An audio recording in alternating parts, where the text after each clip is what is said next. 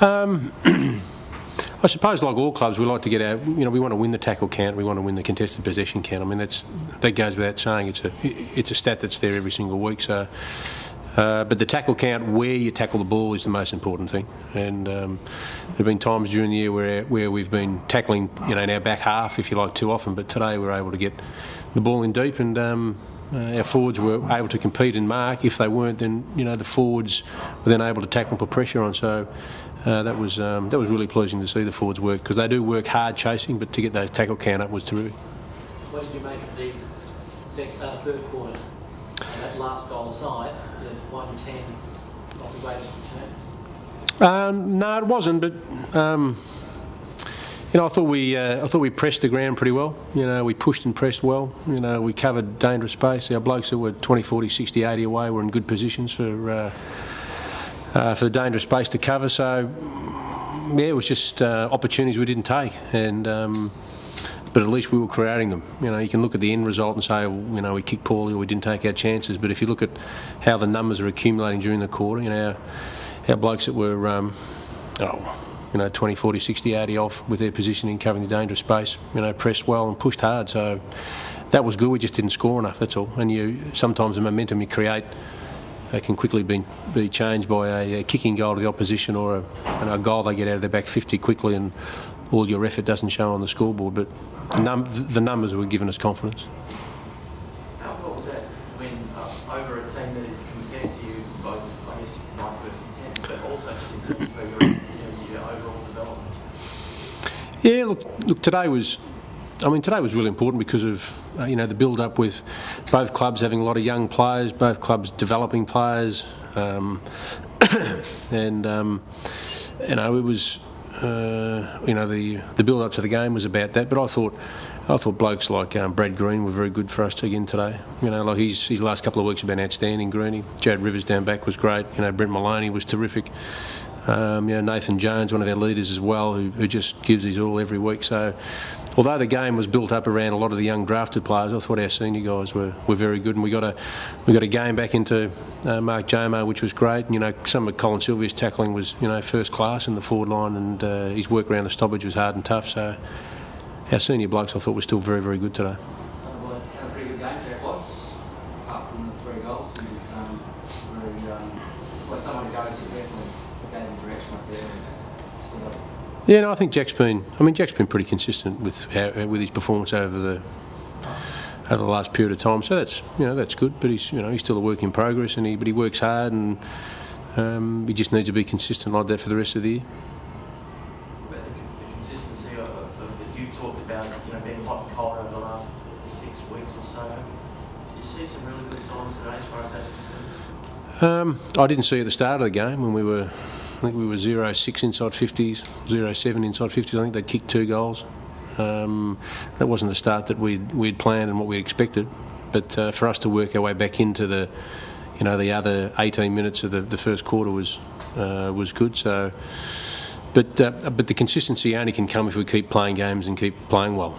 So we've come off 2 6 days. We've got another 6-day break now going into a Friday night game. So that's going to be from a recovery, from a physical point of view, to play 3-6 days in a row is going to be a real challenge for us to come up on Friday night and play against the Dogs. So, from a physical fitness point of view, from a medical point of view, I don't think we'll be doing too much this week. They seem pretty measured in their celebrations the last 2 weeks. Brad Green seemed to have brought it all in. Is that a concerted effort, or do you think it's just part of the maturity of the group? I just think it's Brad Green's leadership, to be honest. He's, when you've got a player like Brad who's been around for, I don't know how many, 200 and something games, Ryan. They're the sorts of things that Greenie does. They're the things that he thinks about. They're the things that he just goes ahead and does without any prompting from anyone, really. He knows his role. He's really excited about being captain of Melbourne, and he's just been outstanding for the whole year. I know in the last couple of weeks he's really grabbed hold of players during the week when they needed a shake, and he didn't miss anyone with some of his views during the week. So he's been very, very strong. And for him to kick 3 today and lead from the front, he's just been first class. Is it more important in the short weeks to really lock them on to the next assignment, or is that continue to give them time to to enjoy this? I always think that the first 2 or 3 hours, well, you know, today, from the rest of this afternoon for tonight, you're going to enjoy the feeling of winning. I mean, you do play the game to win, so you don't want to take that feeling away from them too soon. But you know, within 24 hours, it's all washed over you, and within 24 hours, you're back into next Friday night game, which is a big challenge for us at Etihad. So, if the objective is to win, you want to at least give some of that. You know, they want to learn and they want to have that feeling, so it becomes a regular thing, and hopefully consistency builds from there.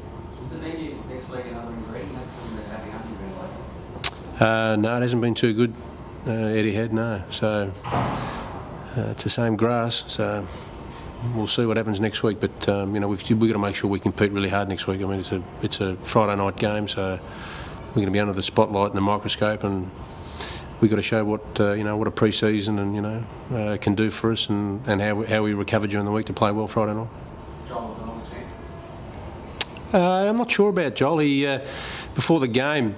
He was feeling a bit crook in his knee, and he we put him through a test. There was a little bit of swelling there, but not much. It just felt a bit awkward for him. But he went and played, and when we had the opportunity to sub, we subbed him. So he's walking around okay. But we'll have to wait and see the next 24 hours with him. Hopefully he'll be okay. Jamar, and how carefully did you have to manage his involvement? Yeah, Russian.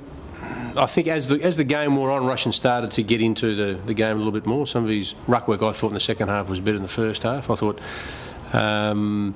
his tap work was good. Obviously, him having him forward, we took that contested mark was good for us. But he's got that first game out of the way, so he'll be happy to get it out of the way in a week of training, and he'll only get better from now on. I think he'll be better second up, I reckon.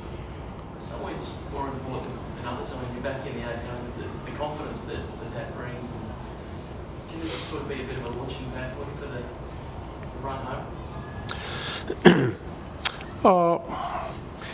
Again, next week will determine, the motivation or the factor from this week. But we need to make sure that we can get on a roll and perform well each quarter. Like even today, we won the first two, we drew the third and lost the last. So we've only won 2 quarters today, even though we've won the game, which is what it's all about. We're looking at trying to build some consistency and effort during every minute of every quarter.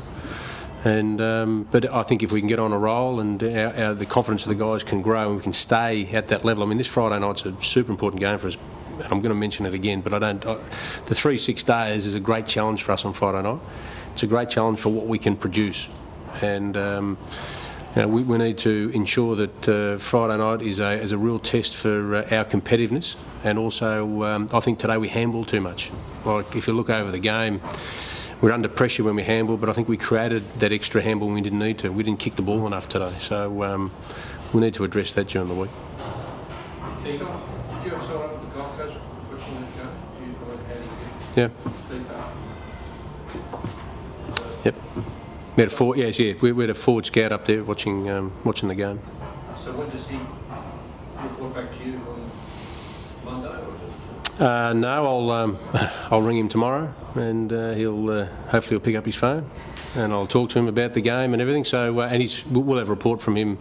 We'll have a preliminary report, if you like, Monday, and we'll have a full report by Tuesday. So does your planning start pretty well from tomorrow, or does it start now? It's a good question, Bruce, because what happens is that from now onwards we code the game now for tonight and tomorrow, and our forward scout will be ringing me tomorrow, probably in the afternoon, about key matchups and players who he's watched, because we generally like to watch them 2, maybe 3 weeks out. And like I said, his preliminary report will be Monday to us. So he'll go through areas of the ground over the last 2 or 3 weeks, areas in the game, stoppages and contested ball, some stats, but also some visual observations he makes on Monday. So by Monday night, we're editing and cutting games up for Monday night for the players, etc. So yeah, you do get straight into it pretty quick.